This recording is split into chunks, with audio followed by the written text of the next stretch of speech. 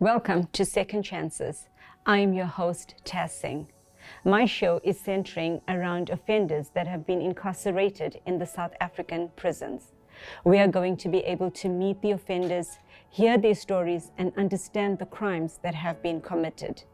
My role with the offenders is for them to understand what they have done wrong and how they can change their life to be reintegrated into society. And it is our duty to help them. If we want to get rid of crime, we need to help the offenders to reintegrate so that they do not come out and go back into crime. It's all about second chances. Good day and welcome to Second Chance. I'm your host, Taz Singh, medium and life coach. I am at the Johannesburg Correctional Facility in the Women's Center. I got to meet an offender today and we got to understand the crime that she's committed. We've got to understand the person that she is. And most importantly, we got to understand the rehabilitation that is taking place. So join me on this journey of Second Chance as we travel around the country, going into different correctional facilities, listening to the stories of the crimes that has been committed, and more importantly, we get to look at the rehabilitation of these offenders so that we do not release them into society and have re-offending occur. So join me on this journey as we explore and as we get to know what is going on in the prisons.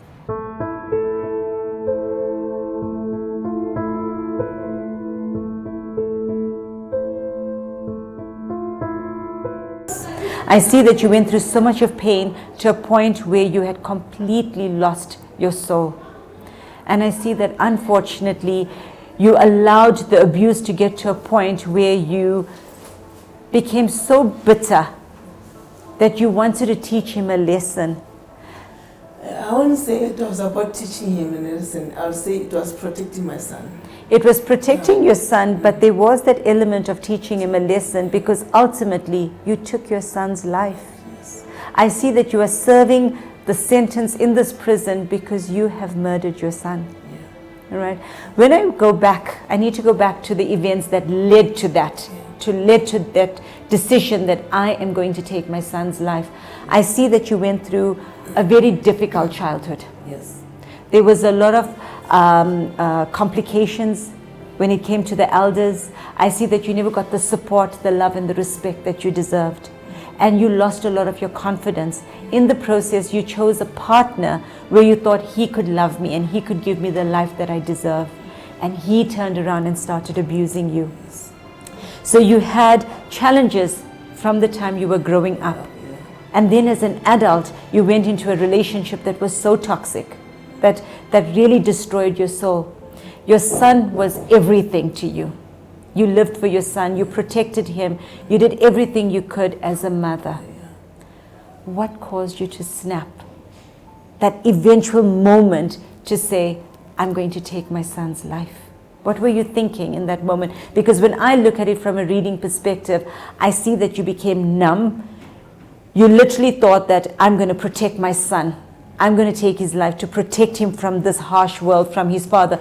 You literally had a moment of insanity. I wasn't thinking, to be honest. I don't know what was going on, but I was so angry that I was even shaking. And then after I did what I did, I don't know what happened. Yeah. I'm going to do the crossing with your son shortly, but I see that your son could not breathe because I'm seeing his neck being constricted. I am seeing that your son struggled to breathe. And in that moment when that was happening, you forgot that you was a mother. You forgot that's my son. Yes. All you knew was, I'm going to take this life. Right? And I'm seeing that afterwards, when reality settled in, you were broken. Yeah. But it was too late. I'm still broken now. And you are still broken. Yeah. I see that you've already served quite a long period of time in prison. How long are you here? I've been here for 9 years, and then next day will be my 10th year.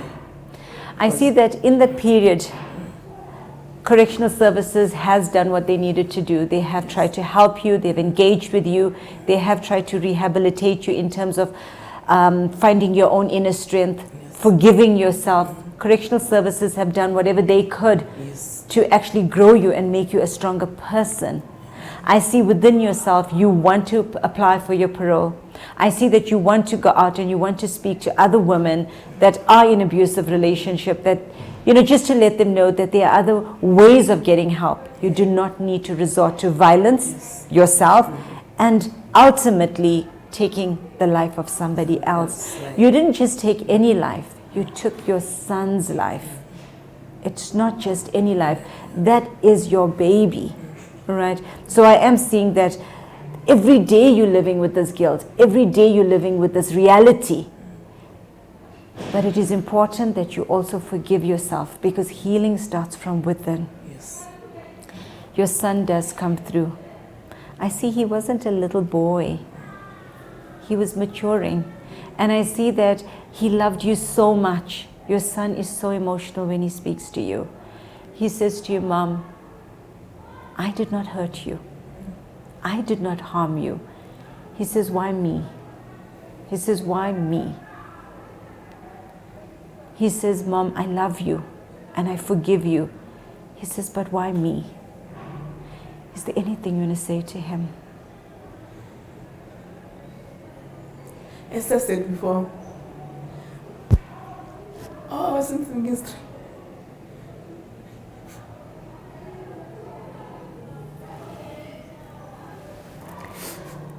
I want you to know that your son forgives you. Your son forgives you. He's got his arms around you and he says, Mom, I forgive you. He says, all I want is for you to become a better person for you. Crime. It's all about second chances.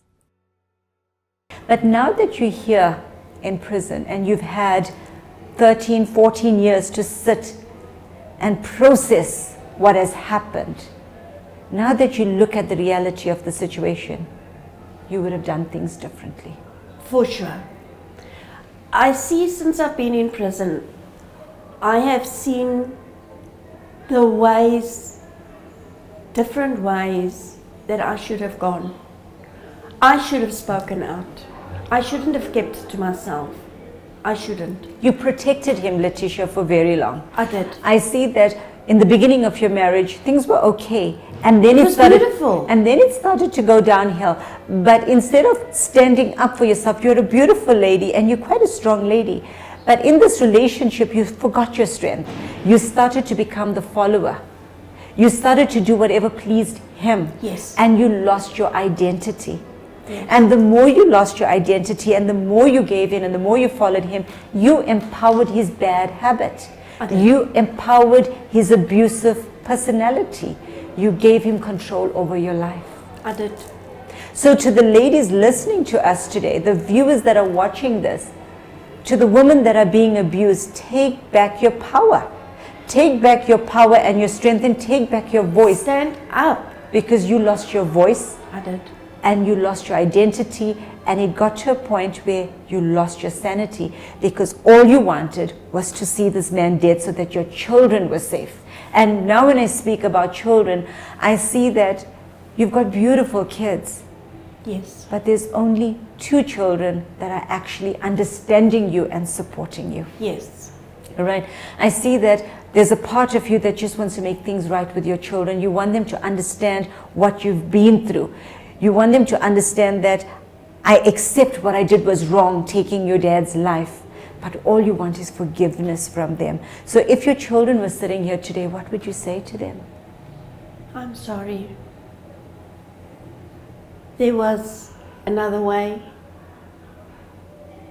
I'm really, really sorry for what I've done. I know it was wrong. I have paid. I've been here for 14 years. I have paid. I have got up. And I've made myself a strong woman. I am teaching at the moment. I'm trying to give back to the community. I know I'm strong now. Things will be different.